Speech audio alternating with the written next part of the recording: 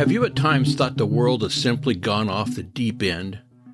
Are things happening that make no sense, at least based upon how you've always understood the world? Hi, I'm Rex Rogers, and this is episode number 88 of Discerning What is Best, a podcast applying unchanging biblical principles in a rapidly changing world and a Christian worldview to current issues and everyday life. Contemporary culture seems bent upon embracing ideas, attitudes, values, and practices earlier cultures considered lacking in common sense.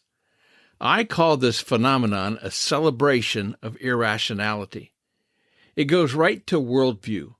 What you believe about God, life, and truth determines how you evaluate and what ideas, attitudes, values, and practices you embrace.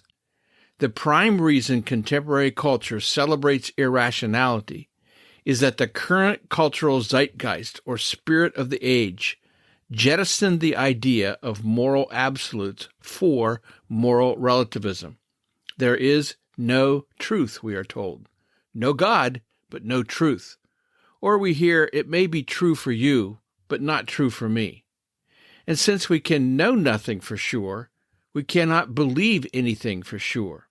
The result is an increase in a lot of negative pathologies, an increase in moral depravity, overall cultural degradation, the death of conscience. You see that with rage in the streets, mass shooters, the loss of the meaning of life, with a consequent uptick in nihilism, the loss of the definition of happiness and contentment. American society possesses more material abundance, is healthier, and lives longer than any society in history. Yet we are the most unhappy.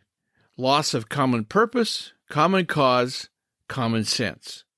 The outcomes of this morally relativistic zeitgeist are many, and all of them are threatening. Number one, anxiety, uncertainty, fear. We're told there's a national mental health crisis now for all ages. An increasing number of youth suicides. Teenagers taking their lives because they have nothing to back them up, no fallback except the screen. Number two, abortion. Americans have long demonstrated an icy indifference toward human life.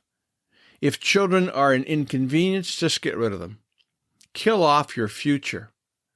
Kill off our future. It's heartless, ruthless, senseless. Woke ideology. In the name of tolerance, it yields intolerance. It promotes racism, lawlessness, victimhood, cancel culture, the suppression of free speech, totalitarian attitudes. It's a neurotic self-righteousness, and yet corporations, education from top to bottom, and now government are embracing it. It's very dangerous because it kills everything it touches. LGBTQ+. Gender fluidity, which does not actually exist, yet we embrace it. Utter pronoun nuttiness. I mean nuttiness when it comes to the use of pronouns. The LGBTQ movement, as it's called, decries a creator God, denies science and biology, and destroys humanity. Yet we embrace it.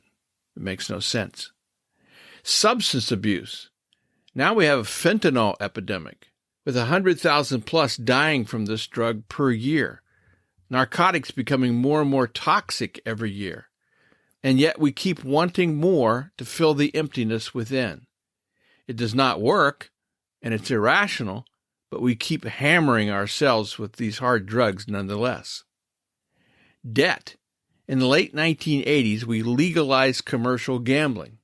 And now, worse by far, we've decriminalized and are now promoting sports gambling. The worst kind of gambling because it involves all kinds of people, even children. And in Washington, D.C., we run up the national debt to, at this moment, over $31.8 trillion. If you check it, it'll be higher because it goes up every second.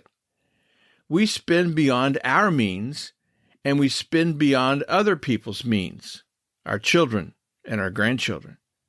There's no piper to be paid, no reckoning, or so we choose to believe. It's irrational, but we're doing it anyway.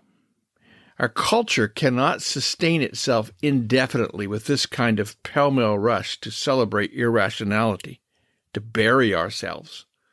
So what do? Scripture says, "Therefore put on the full armor of God, so that when the day of evil comes," and it certainly seems like it's here, "you may be able to stand your ground. And after you have done everything, to stand. Stand firm then with the belt of truth." In the face of untruth, Christians share truth and the truth. In the face of irrationality, Christians share the rationality of biblical teaching. Stand firm with the belt of truth. Well, we'll see you again soon. This podcast is about discerning what is best. If you find this thought-provoking helpful, follow us on your favorite podcast platform. Download an episode for your friends. For more Christian commentary, check my website, REXM as in Martin. It's rexmrogers.com. And remember, it is for freedom that Christ has set us free. Stand firm.